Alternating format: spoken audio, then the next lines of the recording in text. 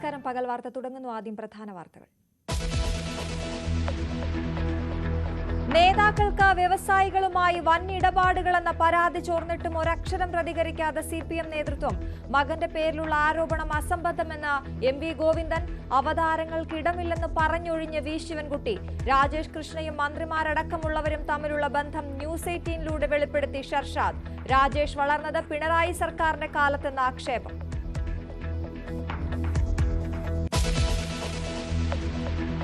നിലവിലുള്ള നിയമം അനുസരിച്ച് MP-മാർ MLA-മാരായിട്ട് മത്സരിക്കാൻ പാടില്ല എന്നാണ് കഴിഞ്ഞ ഇലക്ഷൻ കാലത്ത് പാർട്ടി തീരുമാനിച്ചത്. മന്ത്രിക്കുപ്പായം തുന്നി നിയമസഭയിലേക്ക് മത്സരിക്കാനൊരുങ്ങുന്ന MP-മാർക്കെതിരെ തുറന്നടിച്ച് K മുരളീധരൻ. താൻ മത്സരിക്കണോ എന്ന് പാർട്ടി തീരുമാനിക്കുമെന്നും മുരളി. പ്രതികരണം News 18 വാർത്തയോട്. നേതാക്കളുടെ അഭിപ്രായ പ്രകടനത്തിലൂടെ വ്യക്തമാകുന്നത് പാർട്ടിക്കുള്ളിലെ ഭിന്നത.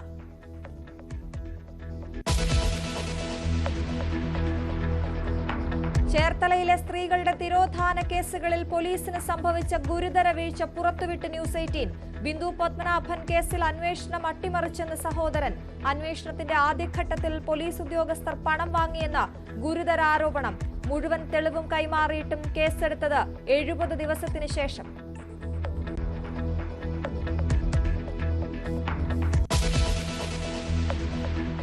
ഉപരാഷ്ട്രപതി സ്ഥാനത്തേക്ക് CP രാധാകൃഷ്ണന് പ്രതിപക്ഷ നിരയിൽ നിന്ന് പിന്തുണ തേടി BJP. മല്ലികാർജുൻ ഖർഗെയും MK സ്റ്റാലിനെയും ഫോണിൽ വിളിച്ച രാജ്നാഥ് സിംഗ്. ഇന്ത്യ സഖ്യത്തിന് സ്ഥാനാർത്ഥി വേണമെന്ന നിലപാടിൽ കോൺഗ്രസ് തീരുമാനിക്കാൻ വൈകിട്ട് യോഗം. തമിഴ്നാട്ടുകാരനാണെങ്കിലും CP രാധാകൃഷ്ണന് പിന്തുണയില്ലെന്ന് സ്റ്റാലിൻ. വോട്ട് കൊള്ള ആരോപണത്തിന് പിന്നാലെ മുഖ്യ തെരഞ്ഞെടുപ്പ് കമ്മീഷണറെ ഇംപീച്ച് ചെയ്യാനുള്ള നീക്കവുമായി പ്രതിപക്ഷം. നോട്ടീസ് നൽകുന്നത് ചർച്ച ചെയ്ത ഇന്ത്യ സഖ്യയോഗം. രാഹുൽ ഗാന്ധിയുടെ വോട്ട് അധികാർ യാത്ര 2ാം ദിവസം. ബീഹാറിൽ പട്ടികയിൽ നിന്ന് നീക്കിയ 65 ലക്ഷം വോട്ടർമാരുടെ വിവരം പുറത്തുവിട്ട് കമ്മീഷൻ.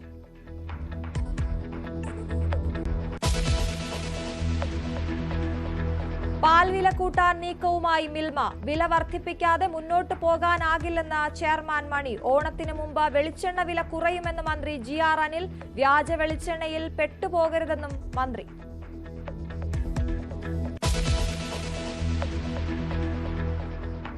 വാർത്തകൾ വിശദമായി. CPM-ലെ പരാതി ചോർച്ചാ വിവാദത്തിൽ കൂടുതൽ വെളിപ്പെടുത്തൽ പുറത്തുവരുമ്പോഴും വാർത്ത തള്ളി പാർട്ടി നേതൃത്വം. വാർത്ത അസംബന്ധമെന്ന നിലപാടിലാണ് സംസ്ഥാന സെക്രട്ടറി MV ഗോവിന്ദനും നേതാക്കളും. എന്നാൽ വ്യവസായി രാജേഷ് കൃഷ്ണയ്ക്കെതിരെയുള്ള ആരോപണം ആവർത്തിക്കുകയാണ് പരാതിക്കാരനായ ഷർഷാദ്. ആരോപണങ്ങൾ CPM നേതൃത്വത്തെ പ്രതിസന്ധിയിലാക്കുകയാണ്. പാർട്ടിക്കും സർക്കാരിനുമെതിരെ ഉയരുന്ന ഗുരുതരമായ ആരോപണങ്ങൾക്ക് വ്യക്തമായ മറുപടി പറയാൻ CPM നേതൃത്വം ഇനിയും തയ്യാറായിട്ടില്ല. പ്രധാനമായും പാർട്ടി സെക്രട്ടറി, സംസ്ഥാന സെക്രട്ടറി MV ഗോവിന്ദനെ ലക്ഷ്യമിട്ടാണ് ഈ ആരോപണങ്ങളെല്ലാം പുറത്തുവരുന്നത്. അദ്ദേഹത്തിന്റെ മകന് ആണ് ഈ രേഖ ഈ പാർട്ടിക്ക് നൽകിയ പാർട്ടി കേന്ദ്ര നേതൃത്വത്തിന് നൽകിയ കത്ത് ചോർത്തിയെന്ന ഗുരുതരമായ ആരോപണമാണ് ഷർഷാദ് പാർട്ടി ജനറൽ സെക്രട്ടറി MAVക്ക് അയച്ച കത്തിൽ ഉന്നയിച്ചത്. എന്നാൽ ആ ആരോപണത്തോടും കൃത്യമായ മറുപടി MV ഗോവിന്ദൻ പറയുന്നില്ല. പകരം അസംബന്ധമെന്ന് പറഞ്ഞ് ഒഴിയുകയാണ് MV ഗോവിന്ദൻ ഇന്ന് ചെയ്തത്. പാർട്ടിയെ വലിയ പ്രതിസന്ധിയിലാക്കിയ ഒരു വിവാദമല്ലേ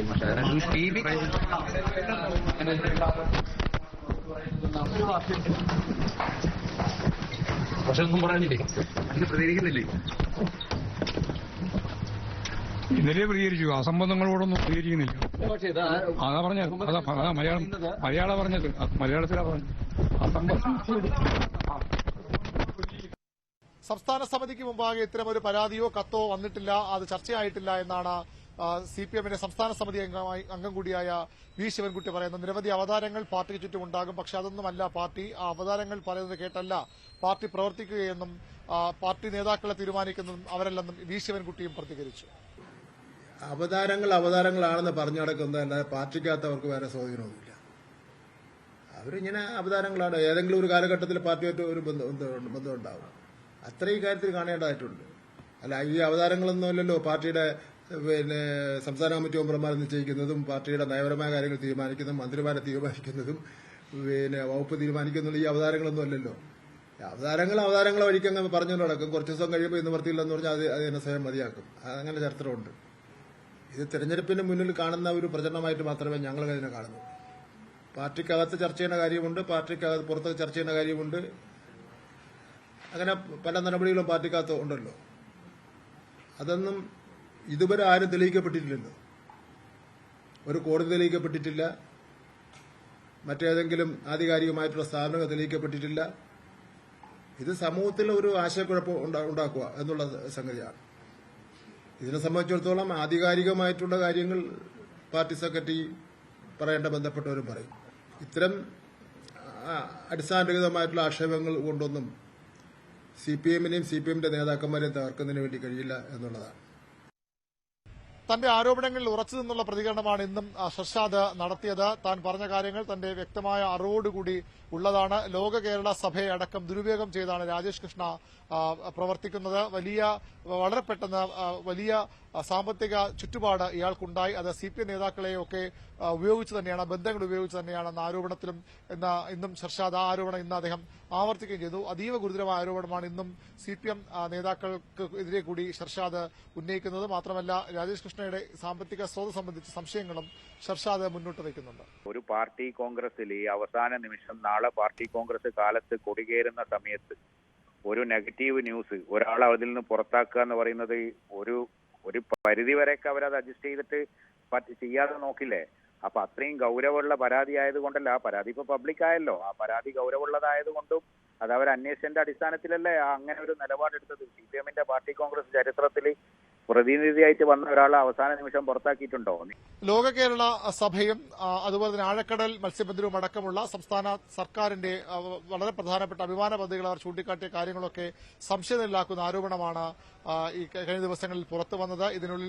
ഇതിന് പിന്നിൽ പാർട്ടിയിലെ വിഭാഗീയ നീക്കങ്ങളുമുണ്ട് എന്നുള്ളത് വ്യക്തമാണ്. പക്ഷേ ഇതുവരെയും ഒരു കൃത്യമായ മറുപടിക്ക് നേതൃത്വം തയ്യാറാകുന്നില്ല. CPM-ന്റെ പൊളിറ്റ് ബ്യൂറോ യോഗം ഡൽഹിയിൽ ചേരുമ്പോൾ അതിലും ഈ വിഷയം ഒരുപക്ഷെ ചർച്ചയായേക്കാം. കാരണം പൊളിറ്റ് ബ്യൂറോയ്ക്ക് കൂടി നൽകിയ കത്താണ് ചോർന്നത്. പാർട്ടി ഒരു രഹസ്യരേഖ സൂക്ഷിക്കേണ്ട കത്താണ് കോടതിയിലെത്തിയത്.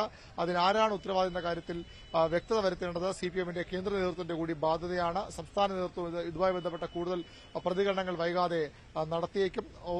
ഇപ്പോഴത്തെ അവരുടെ പ്രതികരണം കഴമ്പില്ലാത്ത ആരോപണം, തെളിവില്ലാത്ത ആരോപണം, നേരത്തെ തന്നെ പൊതുരംഗത്ത് വന്ന ആരോപണമെന്ന് പറഞ്ഞുകൊണ്ട് തടുതപ്പാനാണ് CPM-ന്റെ ഇപ്പോഴത്തെ ശ്രമം. പക്ഷേ രാജേഷ് കൃഷ്ണ എന്ന CPM-ന്റെ UK-യിലെ നേതാവ് കൂടിയായ ആൾക്കെതിരെയാണ് ഇത്രയും ആരോപണം. അതിൽ CPM സംസ്ഥാന സെക്രട്ടറി മകന്റെ പേര് ഉണ്ട്. അതുപോലെ മന്ത്രിമാരടക്കമുള്ള CPM-ന് വളരെ പ്രധാനപ്പെട്ട നേതാക്കളുടെ പേരും ഈ ആരോപണ സംശയ നേരിലാണ്. അതിന് വ്യക്തമായ ഒരു സംശയ ദൂരീകരണത്തിന് പോലും CPM തയ്യാറാകാത്തതാണ് ദുരൂഹമായി തുടരുന്നത്.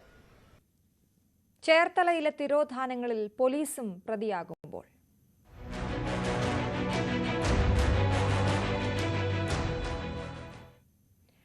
ചേർത്തലയിലെ ബിന്ദു പത്മനാഭൻ തിരോധാന കേസ് അന്വേഷണം പണം വാങ്ങി അട്ടിമറിച്ചതായി ആരോപണം. കേസിന്റെ തുടക്കത്തിൽ ആഭ്യന്തര വകുപ്പിന് നൽകിയ പരാതി ആലപ്പുഴ SP ആയിരുന്ന S. സുരേന്ദ്രൻ മുതൽ കുത്തിയതോട് SHO ഷാജിമോൻ വരെയുള്ളവർ പണം വാങ്ങി അട്ടിമറിച്ചുവെന്ന് സഹോദരൻ പ്രവീൺ ന്യൂസ് 8നോട് പറഞ്ഞു. സർക്കാർ സമഗ്ര അന്വേഷണം നടത്തണമെന്നും അല്ലെങ്കിൽ കോടതിയെ സമീപിക്കുമെന്നും ബിന്ദു പത്മനാഭന്റെ സഹോദരൻ പ്രവീൺ പ്രതികരിച്ചു. ബിന്ദു പത്മനാഭൻ തിരോധാന കേസ് ആദ്യം അന്വേഷിച്ച മുൻ ജില്ലാ പോലീസ് മേധാവി S. സുരേന്ദ്രൻ ഉൾപ്പെടെയുള്ള പോലീസ് ഉദ്യോഗസ്ഥർക്കെതിരെ ഗുരുതര ആരോപണമാണ് ബിന്ദുവിന്റെ സഹോദരൻ പ്രവീൺ ഉന്നയിച്ചിരിക്കുന്നത്.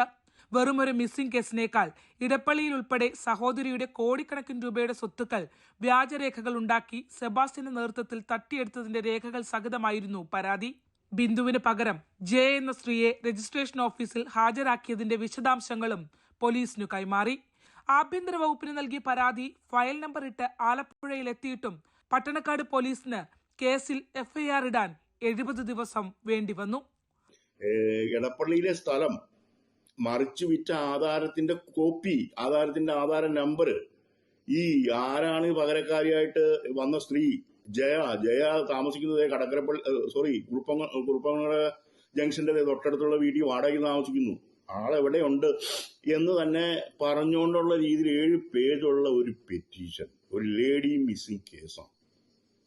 ഞാൻ നേരിട്ട് ബൈഹാന്റെ SHOയ്ക്ക് കൊണ്ട് കൊടുത്തിട്ട് 70 ദിവസം കഴിഞ്ഞാണ് FIR ഉള്ളി FIR. ഒരു മാൻ മിസ്സിംഗ് കേസിന്റെ, ലേഡി മിസ്സിംഗ് കേസിന്റെ FIR-ന് 70 ദിവസം കഴിഞ്ഞിട്ടാണ്. 16 തവണയിലേറെ സെബാസ്റ്റ്യനെ ചോദ്യം ചെയ്ത ചേർത്തല DYSP AG ലാലിന് അയാളിൽ നിന്നും ഒന്നും കണ്ടെത്താനായില്ല എന്നതും സംശയകരമാണ്. സുപ്രധാന കേസിൽ ഇത്രയധികം തെളിവുകൾ ഉണ്ടായിട്ടും പ്രതിയെ അറസ്റ്റ് ചെയ്യാൻ 6.5 മാസമാണ് പോലീസിന് വേണ്ടിവന്നത്. പണം വാങ്ങി കേസ് അട്ടിമറിച്ചത് കൂടാതെ എങ്ങനെ കേസിൽ നിന്ന് രക്ഷപ്പെടണം എന്നതിന്റെ കോച്ചിംഗ് ക്ലാസും അന്നത്തെ അന്വേഷണ സംഘം നൽകി. അതിന്റെ തിക്തഫലമാണ് ഇപ്പോഴത്തെ അന്വേഷണ സംഘം നേരിടുന്ന വെല്ലുവിളിയും. 6.5 മാസം കഴിഞ്ഞാണ് സബാസിനെ ഈ ഫോർജറി കേസിൽ അറസ്റ്റ് ചെയ്യുന്നത്. അപ്പം ഈ അഴിമതി പൈസ വാങ്ങി എന്ന് മാത്രമല്ല, ട്യൂഷനും എന്തൊക്കെ പറയണം, എന്തൊക്കെ ചെയ്യണം, ഇതൊക്കെ ഭംഗിയായിട്ട് കിട്ടിയിട്ടുണ്ട്. ഇതെന്താണ് ഇതിനകത്ത് സംഭവിച്ചതെന്നുള്ളതിനെ പറ്റി വ്യക്തമായ അന്വേഷണം വേണം. മുൻ ആലപ്പുഴ SP എസ് സുരേന്ദ്രൻ, മുൻ ചേർത്തല DYSP AG ലാൽ, മുൻ കുത്തിയതോട് SHO ഷാജിമോൻ എന്നിവർക്കെതിരെയാണ് ഗുരുതര ആരോപണം. നിലവിലെ അന്വേഷണ സംഘത്തിൽ വിശ്വാസമുള്ളതുകൊണ്ടാണ് മിണ്ടാതിരിക്കുന്നത്. സർക്കാർ കേസ് അട്ടിമറിക്കപ്പെട്ടതിൽ വകുപ്പ് തല അന്വേഷണം നടത്തണം. അല്ലാത്തപക്ഷം കോടതിയെ സമീപിക്കും. 16 പ്രാവശ്യം സബാസിനെ ചോദ്യം ചെയ്തു, കിട്ടില്ല. ഇപ്പോൾ ഉള്ള ആൾക്കാർക്ക് എന്താ കുഴപ്പം? അവരൊക്കെ വലിയ പ്രഗത്ഭന്മാരായിട്ടുള്ള ആൾക്കാരാണല്ലോ. അവരൊന്നും വിചാരിച്ചിട്ട് എന്താ ഒന്നും മിണ്ടുന്നില്ലെന്ന് പറഞ്ഞിട്ട് കാര്യമില്ല. എന്താ കാര്യം? അന്നത്തെ കോച്ചിങ് ട്യൂഷൻ കൊടുത്ത് ഡീസന്റ് ആയിട്ട് നിർത്തിയിരിക്കുകയാണ് ഇപ്പം. അന്ന് അതൊരു ചെറിയ കാര്യമാണോ? കേസ് പണം വാങ്ങി അട്ടിമറിച്ചുവെന്ന് ആക്ഷൻ കൗൺസിൽ ഉൾപ്പെടെ നേരത്തെ ഉയർത്തിയ ആരോപണങ്ങൾ ശരിവെക്കുകയാണ് ബിന്ദുവിന്റെ സഹോദരൻ പ്രവീണും. ബിന്ദു പത്മനാഭൻ തിരോധാനവുമായി ബന്ധപ്പെട്ട് പണം വാങ്ങി കേസ് അട്ടിമറിക്കുക മാത്രമല്ല ആലപ്പുഴയിലെ അന്വേഷണ സംഘം ചെയ്തിട്ടുള്ളത്. മറിച്ച് ബിന്ദു മുതൽ ജയനമ്മ വരെയുള്ള സ്ത്രീകളുടെ തിരോധാനവുമായി ബന്ധപ്പെട്ട് സെബാസ്റ്റ്യൻ എന്ന ക്രിമിനലിന് തഴച്ചു വളരാനുള്ള വെള്ളവും വളവും ഒരുക്കി നൽകുക എന്ന ഗുരുതര കുറ്റം കൂടി ചേർത്തലയിലെ അന്വേഷണ സംഘം ചെയ്തിരിക്കുന്നു. ആലപ്പുഴയിൽ നിന്നും ശരണ്യ സ്നേഹജൻ, ന്യൂസ് 18.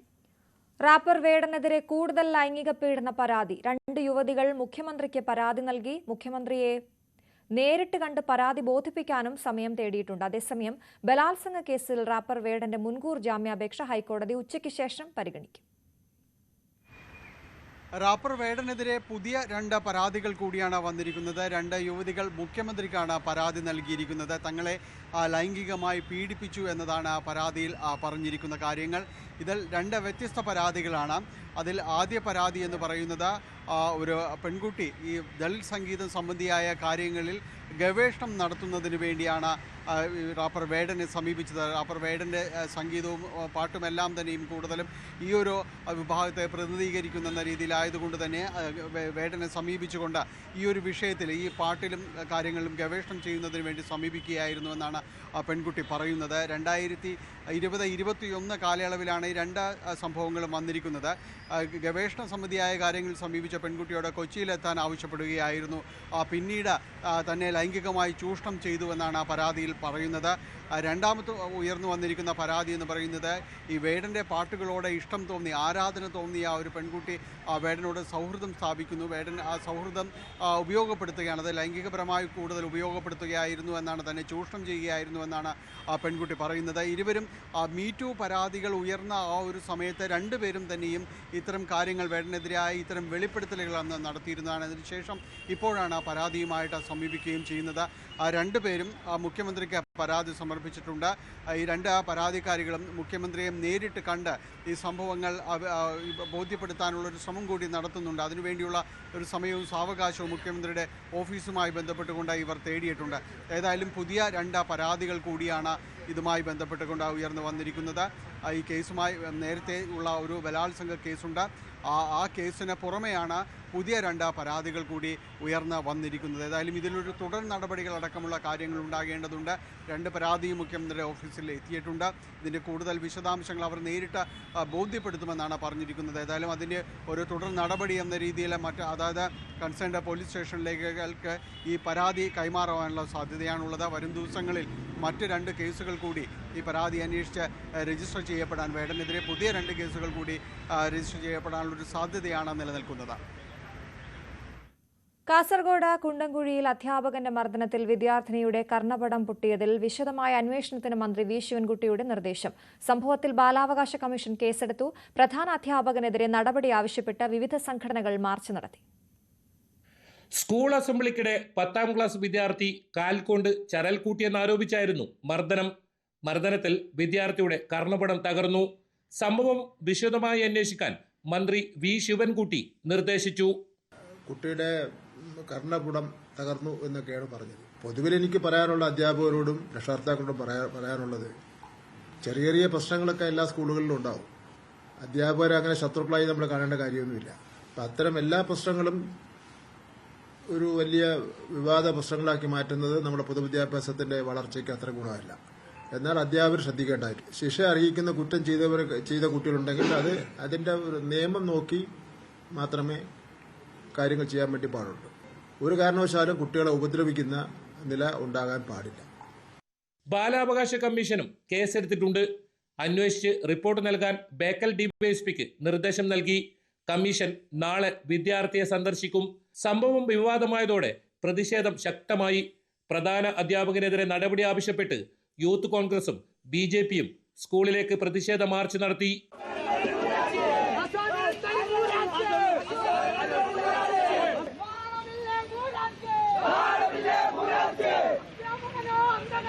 മർദ്ദനത്തെ തുടർന്ന് കർണപടം പൊട്ടിയതായും കേൾവിക്ക് തകരാർ സംഭവിച്ചതായും ഡോക്ടർമാർ ശസ്ത്രക്രിയ നിർദ്ദേശിച്ചെന്നും കുടുംബം പറയുന്നു. ഇതിനിടെ സംഭവം ഒത്തുതീർപ്പാക്കാനുള്ള ശ്രമമുണ്ടായതായും ആരോപണമുണ്ട്.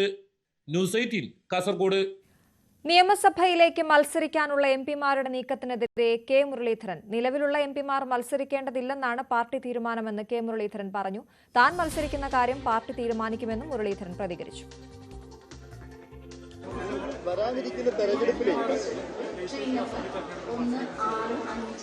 ഒരു സ്ഥാനാർത്ഥി നിർണയത്തിലേക്കൊന്നും പാർട്ടി കടന്നിട്ടില്ല. നിലവിലുള്ള നിയമം അനുസരിച്ച് MP-മാർ MLA-മാരായിട്ട് മത്സരിക്കാൻ പാടില്ല എന്നാണ് കഴിഞ്ഞ ഇലക്ഷൻ കാലത്ത് പാർട്ടി തീരുമാനിച്ചത്. അതേസമയം എംപിമാർ മത്സരിക്കാൻ തയ്യാറെടുക്കുന്നുവെന്ന വാർത്ത ന്യൂസ് 18 പുറത്തുവിട്ടതിന് പിന്നാലെ സ്ഥാനാർത്ഥിത്വം ഹൈക്കമാൻഡ് തീരുമാനിക്കുമെന്നായിരുന്നു UDF കൺവീനർ അടൂർ പ്രകാശിന്റെ പ്രതികരണം. അതൊക്കെ ഇനി വരാൻ പോകുന്ന സമയമല്ല, എത്രയോ നാളുകളുണ്ട്. അത് പാർട്ടിയാണ് തീരുമാനം എടുക്കേണ്ടത്. പാർട്ടി തീരുമാനമെടുക്കുന്നതനുസരിച്ച് ഒരു പാർട്ടി പ്രവർത്തകൻ എന്നുള്ള നിലയിൽ തീർച്ചയായിട്ടും അത് പാർട്ടി എന്ത് നിർദ്ദേശിക്കുന്നു എന്ന് വെച്ചാൽ ആ പാർട്ടിയോടൊപ്പം. ഒരു താല്പര്യം എന്നോട് താല്പര്യം ചോദിച്ചില്ലല്ലോ. ചോദിച്ചെങ്കിൽ മാത്രമല്ലേ താല്പര്യം അറിയിക്കാൻ പറ്റുള്ളൂ. അങ്ങനെ ഒരു കാര്യം ചോദിച്ചിട്ടില്ല. അത് കാര്യങ്ങൾ അന്വേഷണം നടത്തിയതിനു ശേഷം എൻ്റെ പാർട്ടി തീരുമാനിക്കും. പാർട്ടി തീരുമാനിക്കുന്നതനുസരിച്ച് ആ തീരുമാനം. ആർ കിരൺ ബാബു ന്യൂസ് ഡെസ്കിൽ വിവരങ്ങളുമായി ചേരുന്നു. കിരൺ, ഇന്നത്തെ കെ മുരളീധരന്റെ പ്രതികരണം കുപ്പായം തുന്നി ഇരിക്കേണ്ട എംപിമാർ എന്നുള്ള രീതിയിലാണ്. എന്താണ് മനസ്സിലാക്കേണ്ടത്? കേരളത്തിൽ നിന്നുള്ള കോൺഗ്രസ് എംപിമാരിൽ പലരും വരുന്ന നിയമസഭാ തെരഞ്ഞെടുപ്പിൽ നിയമസഭയിലേക്ക് മത്സരിക്കണം എന്ന് ആഗ്രഹിക്കുന്നവരാണ്. അത്തരത്തിലേക്കുള്ള ചില നീക്കങ്ങളും ഇവരിൽ പലരും നടത്തുന്നുണ്ട്. അതിൽ ചിലർക്കെങ്കിലും അത്തരത്തിൽ ഇളവ് കിട്ടും എന്നുള്ള പ്രതീക്ഷ കൂടിയുണ്ട്. കേരളത്തിലെ കോൺഗ്രസ് സ്ഥാനാർത്ഥികളുടെ സാമുദായിക സമവാക്യമടക്കം പരിഗണിക്കുമ്പോൾ ചിലർക്ക് അത്തരത്തിൽ ഇളവ് കിട്ടും എന്നുള്ള പ്രതീക്ഷയിലാണ് മുന്നോട്ട് നീങ്ങുന്നത്. നമ്മൾ ആ വാർത്ത കഴിഞ്ഞ ദിവസം പുറത്തുവിട്ടിരുന്നു. ഇതേ തുടർന്ന് UDF കൺവീനർ കൂടിയായ അടൂർ പ്രകാശിനോട് പ്രതികരണം ആരാഞ്ഞപ്പോൾ ഇത് വരാൻ ഇരിക്കുന്ന കാര്യമാണ്, കോൺഗ്രസ് ഹൈക്കമാൻഡാണ് ഇത്തരത്തിൽ കാര്യങ്ങളെല്ലാം തീരുമാനിക്കേണ്ടത് എന്നുള്ള മറുപടിയായിരുന്നു വന്നത്. സ്വാഭാവികമായും ആ മറുപടിയിൽ നിന്ന് നമുക്ക് വായിക്കേണ്ടത് അങ്ങനെ അദ്ദേഹത്തിനടക്കമുള്ളവർക്ക് താല്പര്യമുണ്ട്, അതിൽ ഹൈക്കമാൻഡ് തീരുമാനിച്ചാൽ മത്സരത്തിന് തയ്യാറാണ് എന്നുള്ളതാണ്. അത്തരത്തിൽ ഒരു മറുപടിയിൽ നിന്ന് വന്നത് ഇത് വലിയ തരത്തിൽ ചർച്ചയാവുകയും ഒക്കെ ചേരുന്നു. ഇതേ തുടർന്നാണ് ഇന്ന് കെ മുരളീധരന്റെ പ്രതികരണം വന്നിരിക്കുന്നത്. കെ മുരളീധരൻ കഴിഞ്ഞ ലോക്സഭാ തെരഞ്ഞെടുപ്പിൽ മത്സരിക്കുകയും പരാജയപ്പെടുകയും ചെയ്ത ആളാണ്. അതുകൊണ്ട് തന്നെ അദ്ദേഹത്തിന് ഈ വരുന്ന നിയമസഭാ തെരഞ്ഞെടുപ്പിൽ മത്സരിക്കുന്നതിന് ആ തരത്തിലുള്ള ഏതെങ്കിലും തടസ്സം വരുന്നില്ല. ലോക്സഭ എംപിമാരായിരിക്കുന്ന ആളുകൾ ഈ നിയമസഭയിലേക്ക് വരേണ്ടതില്ല, അതാണ് കോൺഗ്രസിന്റെ നിലപാട്. കോൺഗ്രസ് ഹൈക്കമാൻഡ് നിലപാട് അത് തന്നെയാണ്. എംപിമാരായിരിക്കുന്നവർ MLA-മാരായി മത്സരിക്കേണ്ടതില്ല എന്നുള്ള നിലപാടാണ്. അതാണ് കെ മുരളീധരൻ പറഞ്ഞത്. ഫലത്തിൽ അടൂർ പ്രകാശ് പറഞ്ഞതും കെ മുരളീധരൻ പറഞ്ഞതും രണ്ടുപേരും കോൺഗ്രസ് പാർട്ടിയുടെ തീരുമാനത്തിൽ ഉള്ളിൽ നിന്നുകൊണ്ട് തന്നെയാണ് പ്രതികരിച്ചത്. പക്ഷേ രണ്ട് ആശയധാരകളെയാണ് രണ്ടും വ്യക്തമാക്കുന്നത്. അടൂർ പ്രകാശ് പറഞ്ഞത് അങ്ങനെ എംപിമാർക്ക് മത്സരിക്കാൻ താല്പര്യമുണ്ടെങ്കിൽ ഹൈക്കമാൻഡ് തീരുമാനിച്ചാൽ മത്സരിക്കുമെന്ന് പറയുന്നു. കെ മുരളീധരൻ പറയുന്നത് ഹൈക്കമാൻഡ് അങ്ങനെ ഒരു നിലവിൽ അങ്ങനെ ഒരു തീരുമാനമില്ല, അതുകൊണ്ട് അത്തരം ഒരു ആശ വേണ്ട എന്നുള്ളത് കൂടി വെക്കുന്നു. കോൺഗ്രസ് പാർട്ടിയുടെ ഉള്ളിലെ ഈ വിഷയത്തിലെ തർക്കത്തിന്റെ ഒരു ബഹിസ്ഫുരണം കൂടിയാണ് രണ്ട് നേതാക്കളുടെയും പ്രതികരണങ്ങൾ വ്യക്തമാക്കുന്നത്. ആർ കിരൺ ബാബുവാണ് വിവരങ്ങൾ നൽകിയത്. ഇടതുമുന്നണി കൺവീനർ TP രാമകൃഷ്ണൻ തെരഞ്ഞെടുപ്പ് രാഷ്ട്രീയം വിടുന്നു. CPM 2 ടേം നിബന്ധന ഒഴിവാക്കിയാലും TP രാമകൃഷ്ണൻ പേരാമ്പ്രയിൽ മത്സരിക്കില്ല. CPM കോഴിക്കോട് ജില്ലാ സെക്രട്ടേറിയറ്റ് അംഗം SK സജീഷിനെയാണ് പാർട്ടി പരിഗണിക്കുന്നത്. 2 വട്ടം മത്സരിച്ച് വിജയിച്ചവർക്ക് വീണ്ടും സീറ്റ് നൽകേണ്ടതില്ലെന്ന ധാരണയിൽ അയവ് വരുത്താൻ CPM ഒരുങ്ങുമ്പോഴും ഇക്കാര്യത്തിൽ പേരാമ്പ്ര മണ്ഡലത്തിൽ നിലപാട് മാറ്റേണ്ടതില്ല എന്നൊരു കാര്യത്തിലേക്ക് തന്നെയാണ് CPM എത്തുന്നത്. കാരണം കഴിഞ്ഞ 30 വർഷങ്ങളായി CPM മാത്രം ജയിച്ചു വരുന്ന ഒരു മണ്ഡലം, അക്ഷരാർത്ഥത്തിൽ ചുവപ്പ് കോട്ടയെന്ന് വിശേഷിപ്പിക്കാൻ കഴിയാവുന്ന ഒരു മണ്ഡലമാണ് പേരാമ്പ്ര. കഴിഞ്ഞ നിയമസഭാ തെരഞ്ഞെടുപ്പിൽ TP രാമകൃഷ്ണൻ 22,000-ലധികം വോട്ടുകൾക്കാണ് മണ്ഡലത്തിൽ ജയിക്കുകയും ചെയ്തത്. അതുകൊണ്ട് ഒരു പുതുമുഖത്തെ പരീക്ഷിച്ചാൽ ഫലത്തിൽ യാതൊരു മാറ്റവും വരുത്താൻ കഴിയില്ലെന്ന ഒരു പ്രതീക്ഷ തന്നെയാണ് CPM-നുള്ളത്. അതുകൊണ്ട് തന്നെയാണ് പാർട്ടിയുടെ യുവമുഖമായ പേരാമ്പ്രക്കാരൻ തന്നെയായ SK സജീഷിനെ പരിഗണിക്കാൻ CPM ഒരുങ്ങുന്നത്. SFI തലം മുതൽ പേരാമ്പ്ര കേന്ദ്രീകരിച്ച് പ്രവർത്തിച്ച ഒരു ഇടതു പ്രവർത്തകനാണ് SK സജീഷ്. DYF-ലും FI-ലും പിന്നീട് ഇപ്പോൾ പാർട്ടി ജില്ലാ സെക്രട്ടേറിയറ്റ് അംഗമായൊക്കെ പ്രവർത്തിക്കുമ്പോഴും വലിയ വേരുകൾ അദ്ദേഹത്തിന് ഈ മണ്ഡലത്തിലുണ്ട്. ഇപ്പോൾ തന്നെ കഴിഞ്ഞ കുറച്ച് നാളുകളായി തന്നെ പേരാമ്പ്ര കേന്ദ്രീകരിച്ച് സജീഷ് തൻ്റെ പ്രവർത്തനങ്ങൾ ആരംഭിക്കുന്ന ഒരു സാഹചര്യമുണ്ടായി. ഈ CPM-ന് പരമ്പരാഗതമായി കിട്ടുന്ന വോട്ടുകൾക്ക് അപ്പുറം കേരള കോൺഗ്രസിൻ്റെ വോട്ടുകൾ കൂടി എത്തിയതോടുകൂടി വലിയ ഒരു ഭൂരിപക്ഷം നേടാൻ പേരാമ്പ്രയിൽ കഴിയുമെന്ന ഒരു പ്രതീക്ഷ തന്നെയാണ് ഉള്ളത്. നേരത്തെ മുതൽ പരിശോധിച്ചാൽ യൂത്ത് ഫ്രണ്ടിൻ്റെ നേതാക്കളാണ് പതിവായി പേരാമ്പ്രയിൽ നിന്നും UDF-നെ പ്രതിനിധീകരിച്ച് ജനവിധി തേടിയിരുന്നത്. അത് റോഷി അഗസ്റ്റിനായാലും ജെയിംസ് സെക്കനാടനായാലും മുഹമ്മദ് ഇക്ബാൽ ആയാലുമൊക്കെ അവർ മത്സരിച്ച ഒരു പയറ്റി തെളിയുന്ന ഒരു കളരി കൂടിയായിരുന്നു പേരാമ്പ്ര. എന്നാൽ മുഹമ്മദ് ഇക്ബാൽ മത്സരിച്ച 2 വട്ടവും വോട്ട് വീതം വലിയ തോതിൽ കുറയ്ക്കാൻ അദ്ദേഹത്തിന് കഴിഞ്ഞിരുന്നു. 4000 വോട്ടുകളും 1900 വോട്ടുകളിലേക്കുമൊക്കെ ഭൂരിപക്ഷം കുറയ്ക്കാൻ മുഹമ്മദ് ഇക്ബാലിന് കഴിഞ്ഞിരുന്നു. അതായത് കേരള കോൺഗ്രസ് വോട്ടുകൾക്ക് ഒരു നിർണായക സ്വാധീനം ചെലുത്താൻ പേരാമ്പ്ര മണ്ഡലത്തിൽ കഴിയും എന്നുള്ളതാണ്. അതുകൊണ്ട് കേരള കോൺഗ്രസ് വോട്ടുകൾക്കൊപ്പം CPM വോട്ടുകൾ കൂടി ചേരുമ്പോൾ അനായാസമായ വിജയം ഇവിടെ നേടാൻ കഴിയും എന്നൊരു പ്രതീക്ഷ തന്നെയാണ് CPM-നുള്ളത്. അതുകൊണ്ട് തന്നെ ഒരു പുതിയ ആളെ ഇറക്കിയുള്ള പരീക്ഷണത്തിലേക്ക് നീങ്ങുന്നതിന് വിസമ്മതമില്ല. ഒപ്പം നിലവിലെ MLA ആയ TP രാമകൃഷ്ണൻ 2006-ലും 2014-ലും 2021-ലുമാണ് മണ്ഡലത്തെ പ്രതിനിധീകരിച്ചത്. അദ്ദേഹം 3 തവണ മണ്ഡലത്തിൽ നിന്നും ജനപ്രതിയായി പോവുകയും ചെയ്തു. നിലവിൽ LDF-ന്റെ സംസ്ഥാന കൺവീനർ ആയതുകൊണ്ട് തന്നെ അതുമായി ബന്ധപ്പെട്ട തിരക്കുകൾ നിർണായകമായ ഒരു തെരഞ്ഞെടുപ്പ് വരുമ്പോൾ പാർട്ടിയുടെ മറ്റ് പല ചുമതലകളും അദ്ദേഹത്തിന് ഒരുപക്ഷെ ഏൽക്കേണ്ടി വരും എന്നാണ് വിവരങ്ങൾ ലഭിക്കുന്നത്. അതുകൊണ്ട് തന്നെയാണ് അദ്ദേഹം ഇത്തവണ മണ്ഡലത്തിൽ ഉണ്ടാവില്ല എന്ന കാര്യം ഉറപ്പായിരിക്കുന്നത്. എന്തായാലും CPM ജില്ലാ ഘടകത്തിലും SK സജീഷിനെ മത്സരിപ്പിക്കുന്നത് സംബന്ധിച്ച ഒരു ധാരണ ഇതിനകം വന്നതായാണ് മനസ്സിലാക്കാൻ കഴിയുന്നത്. രാഹുൽ ഗാന്ധിയുടെ വോട്ടുകൾ ആരോപണത്തിന് പിന്നാലെ മുഖ്യ തെരഞ്ഞെടുപ്പ് കമ്മീഷണറെ ഇംപീച്ച് ചെയ്യാൻ പ്രതിപക്ഷ നീക്കം. ഇന്ത്യ സഖ്യത്തിന്റെ യോഗത്തിൽ നോട്ടീസ് നൽകുന്ന കാര്യം ചർച്ചയായി. രാഹുൽ ഗാന്ധി നയിക്കുന്ന വോട്ടർ അധികാർ യാത്ര 2ാം ദിനവും തുടരുകയാണ്. കുടുംബായിലെ അംബായിൽ നിന്ന് ആരംഭിച്ച യാത്രയുടെ ഇന്നത്തെ പര്യടനം വൈകിട്ട് ഗയയിൽ സമാപിക്കും. അതിനിടെ ഡിയോയിലെ സൂര്യക്ഷേത്രം രാഹുൽ ഗാന്ധിയും തേജസ്വി യാദവും സന്ദർശിച്ചു. അതേസമയം ബീഹാർ വോട്ടർ പട്ടികയിൽ നിന്ന് നീക്കം ചെയ്ത 65 ലക്ഷം പേരുടെ പേരുകൾ തെരഞ്ഞെടുപ്പ് കമ്മീഷൻ പ്രസിദ്ധീകരിച്ചു. ഉപരാഷ്ട്രപതി തെരഞ്ഞെടുപ്പിൽ മത്സരിക്കാൻ ഇന്ത്യ സഖ്യത്തിന്റെ നിർണായക യോഗം വൈകിട്ട് 5:30 ചേരും. അതിനിടെ NDA സ്ഥാനാർത്ഥി CP രാധാകൃഷ്ണനായി പ്രതിപക്ഷത്തിന്റെ പിന്തുണ തേടി പ്രതിരോധ മന്ത്രി രാജ്നാഥ് സിംഗ് മല്ലികാർജ്ജുൻ ഖർഗെയുമായും തമിഴ്നാട് മുഖ്യമന്ത്രി MK സ്റ്റാലിനുമായും സംസാരിച്ചു.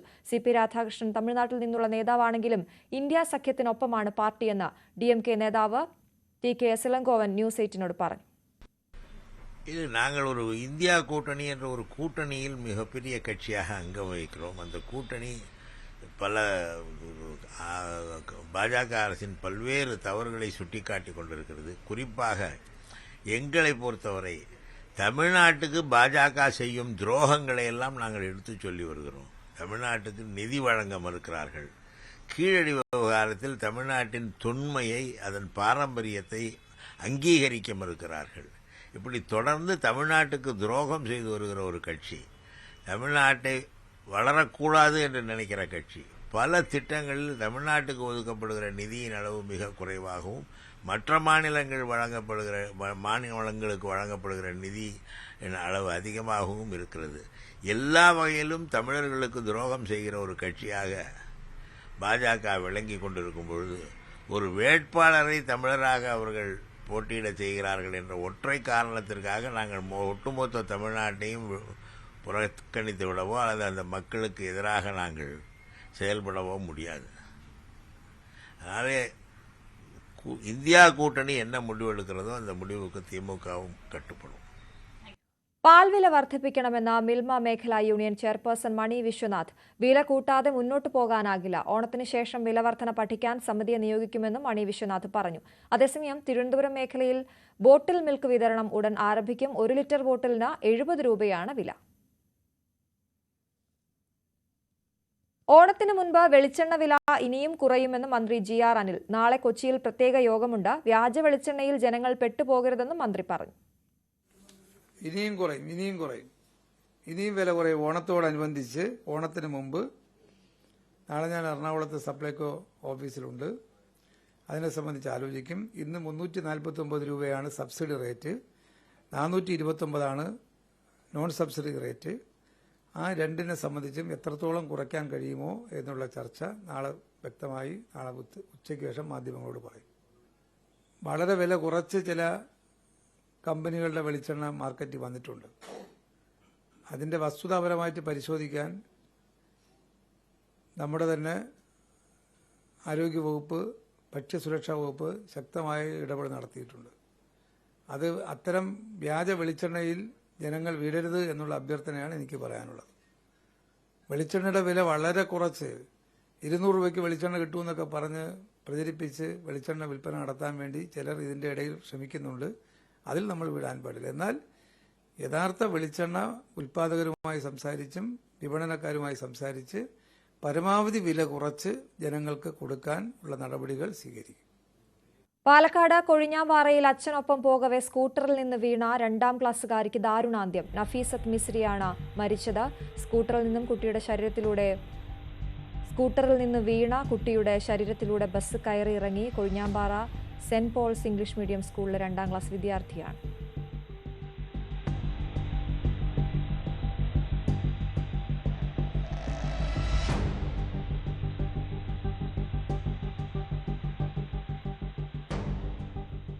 ഇതിപ്പോ ഈ ഹോസ്പിറ്റലിലേക്ക് ഉടൻ തന്നെ എത്തിച്ചിരുന്നു? ഉടൻ തന്നെ എത്തിച്ചിട്ടുണ്ടായിരുന്നു. നിങ്ങൾ ആ വീഡിയോ പരിശോധിച്ചാൽ അറിയാൻ പറ്റും. CCTV വീഡിയോ പരിശോധിച്ചാൽ അറിയാൻ പറ്റും. ബസ്സുകാരന്റെ ലെഫ്റ്റ് സൈഡ് തട്ടിയിട്ടാണ് വീഴുന്നത്. അവനും അങ്ങോട്ട് വീണിട്ടുണ്ടെന്ന് വെച്ച് കഴിഞ്ഞാൽ അവന്റെ ജീവനും കൂടെ പോയിട്ടുണ്ടാവും. അവൻ ഇങ്ങാപ്പുറത്തും കുട്ടി അങ്ങാപ്പുറത്തും വീണത് കാരണം ബാക്ക് വീൽ കയറിയിട്ടാണ് കുട്ടി മരിച്ചിരിക്കുന്നത്. എൻ്റെ മകളുടെ കൂടെ പഠിക്കുന്ന കുട്ടിയാണ്. എൻ്റെ മകളുടെ കൂടെ എൻ്റെ കയ്യിൽ ചുവര പോലും മാഞ്ഞിട്ടില്ല. ഇതിനാരാ സമാധാനം പറയുക? സമാധാനം പറയാൻ ആരെങ്കിലും ഉണ്ടോ? ഈ കുട്ടിന്റെ ജീവൻ ആരെങ്കിലും തിരിച്ചു വരുമോ? ആരെന്നെ കൊണ്ടെങ്കിലും കഴിയുമോ? അപകടത്തിന് പിന്നാലെ നാട്ടുകാരുടെ നേതൃത്വത്തിൽ റോഡ് ഉപരോധിച്ചു. പ്രദേശത്തെ റോഡ് തകർന്ന് കിടക്കാൻ തുടങ്ങിയിട്ട് കാലങ്ങളായെന്നും നിരവധി അപകടങ്ങൾ സംഭവിച്ചിട്ടും അറ്റകുറ്റപ്പണി നടത്താൻ നടപടി ഉണ്ടായില്ലെന്നും ആരോപിച്ചായിരുന്നു പ്രതിഷേധം. കോതമംഗലത്തെ പെൺകുട്ടിയുടെ ആത്മഹത്യയിൽ പ്രതി റമീസിന്റെ മാതാപിതാക്കൾ കസ്റ്റഡിയിൽ. ഇരുവരെയും തമിഴ്നാട്ടിലെ സേലത്ത് നിന്നുമാണ് പോലീസ് കസ്റ്റഡിയിലെടുത്തത്. കേസിലെ 2ഉം 3ഉം പ്രതികളാണ് മാതാപിതാക്കൾ. റമീസിനെ അറസ്റ്റ് ചെയ്തതിനെ തുടർന്ന് ഒളിവിൽ പോയവർക്കായി അന്വേഷണ സംഘം തിരച്ചിൽ ഊർജിതമാക്കിയിരുന്നു. ഇന്ന് രാവിലെ തമിഴ്നാട്ടിലെ സേലത്ത് നിന്നുമാണ് ഇരുവരെയും പിടികൂടിയത്. കേസിൽ പിതാവ് റഹീം 2ാം പ്രതിയും മാതാവ് ഷെരീഫ 3ാം പ്രതിയുമാണ്. ആത്മഹത്യാ പ്രേരണ കുറ്റമാണ് ഇരുവർക്കുമെതിരെ ചുമത്തിയിരിക്കുന്നത്. റമീസ് പിടിയിലായതിന് പിന്നാലെ ഇവർ ഒളിവിൽ പോകുകയായിരുന്നു. 1ാം പ്രതി റമീസിനെ ഉടൻ കസ്റ്റഡിയിൽ വാങ്ങും. 3 പേരെയും ഒരുമിച്ചിരുത്തി ചോദ്യം ചെയ്യാനുള്ള നീക്കത്തിലാണ് അന്വേഷണ സംഘം. മതപരിവർത്തനം അടക്കമുള്ള ആരോപണങ്ങൾ 3 പേർക്കെതിരെയുമുണ്ട്. അതിനാൽ ഇരുവരുടെയും ചോദ്യം ചെയ്യലും അനിവാര്യമാണ്. അന്വേഷണ പുരോഗതി അനുസരിച്ച് ഇവർക്കെതിരെ ആവശ്യമെങ്കിൽ വഞ്ചനാ കുറ്റം, ഗൂഢാലോചന ഉൾപ്പെടെയുള്ള വകുപ്പുകളും ചുമത്തിയേക്കും. മരിച്ച വിദ്യാർത്ഥിനിയുടെ കൂട്ടുകാരിയുടെ മൊഴിയുടെയും റമീസിന്റെ മൊബൈൽ ഫോണിൽ നിന്ന് ലഭിച്ച വാട്സപ്പ് സന്ദേശങ്ങളുടെയും മറ്റു വിവരങ്ങളുടെ അടിസ്ഥാനത്തിലാണ് കൂടുതൽ നടപടികളിലേക്ക് കടക്കുക. മാതാപിതാക്കളെ കസ്റ്റഡിയിലെടുക്കാത്തത് BJP അടക്കം രാഷ്ട്രീയ വിഷയമായി ഉയർത്തിയിരുന്നു. മതപരിവർത്തന പരാതിയും ഇതിൽ പാനായിക്കുളം ബന്ധവും പരിശോധിക്കണമെന്നാവശ്യപ്പെട്ട സിറോ മലബാർ സഭയും BJPയും ശക്തമായി രംഗത്തും വന്നിരുന്നു. ന്യൂസ് 18 കൊച്ചി. പകൽ വാർത്ത പൂർണ്ണമാകുന്നു. ഇനി സകലമാന കേരളത്തിൽ അനുശ്രീ ചേരും. നമസ്കാരം.